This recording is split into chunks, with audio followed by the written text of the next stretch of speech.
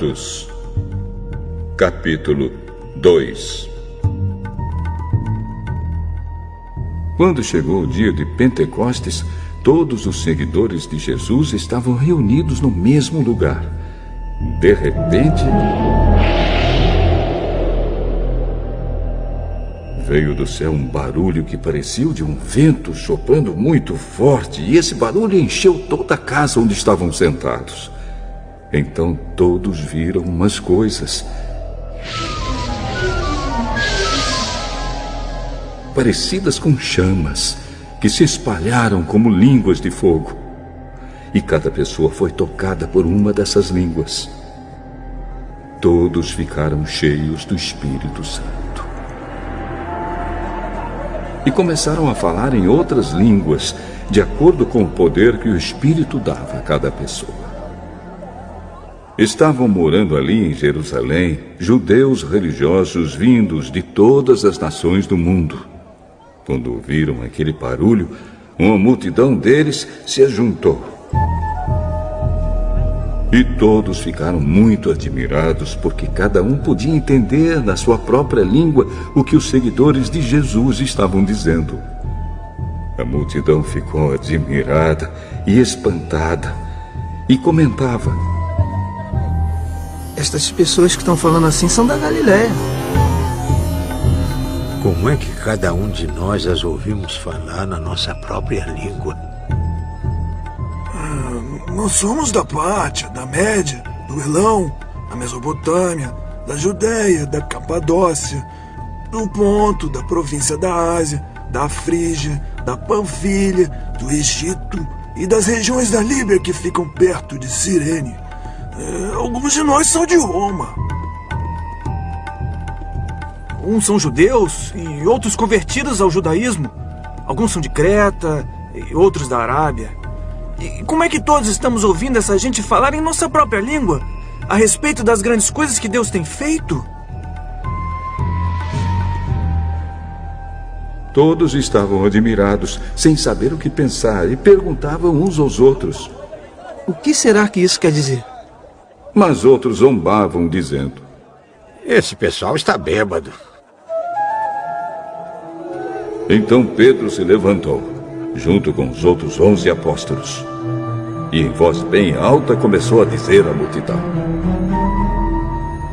meus amigos judeus, e todos vocês que moram em Jerusalém, prestem atenção e escutem o que eu vou dizer.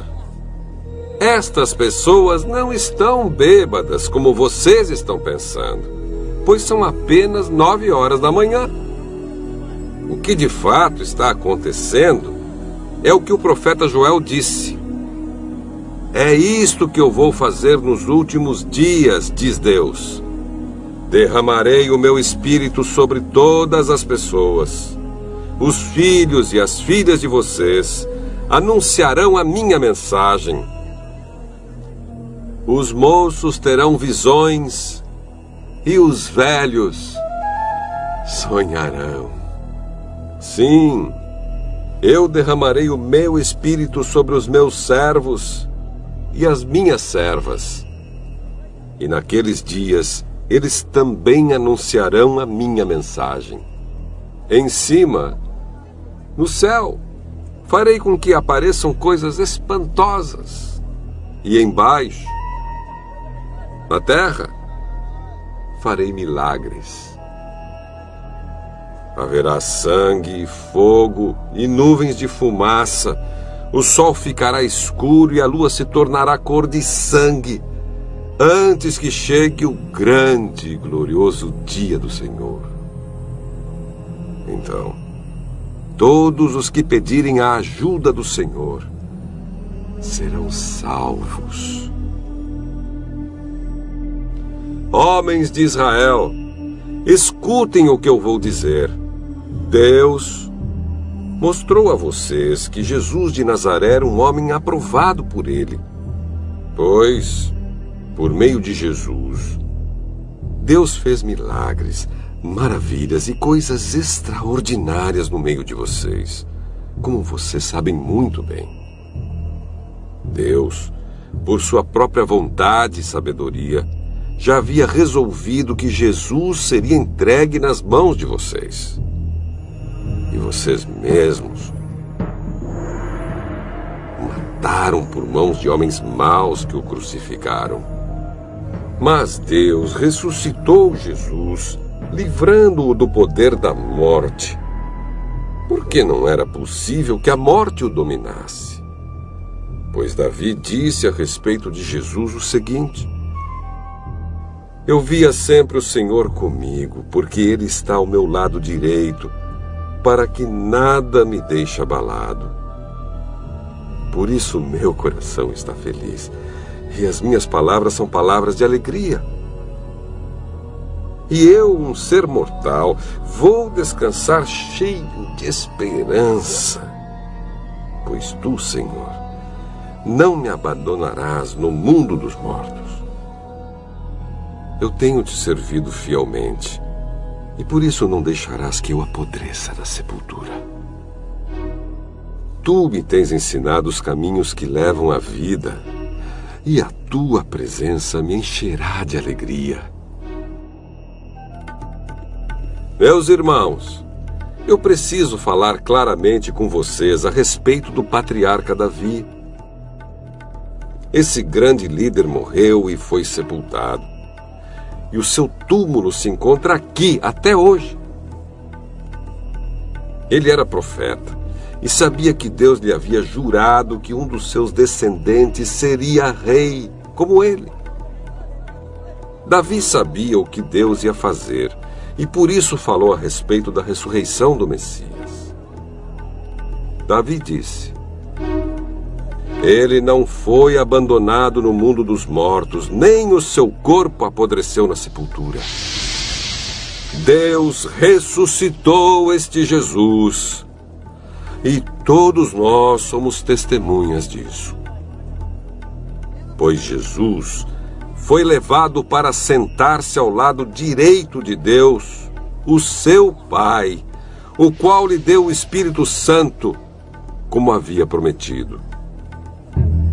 E Jesus derramou sobre nós esse Espírito, conforme vocês estão vendo e ouvindo agora.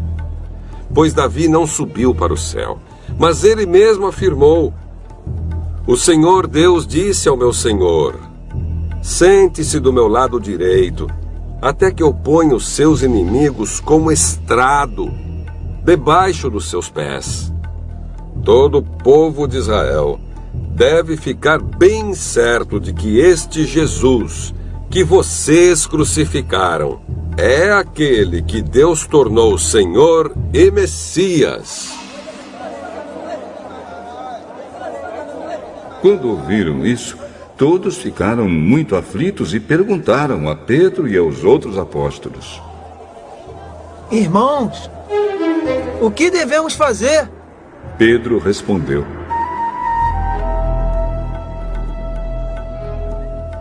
arrependam-se, e cada um de vocês seja batizado em nome de Jesus Cristo, para que os seus pecados sejam perdoados.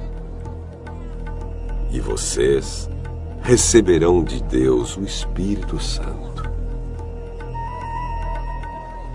Pois essa promessa é para vocês, para os seus filhos e para todos os que estão longe, isto é, para todos aqueles que o Senhor, nosso Deus, chamar.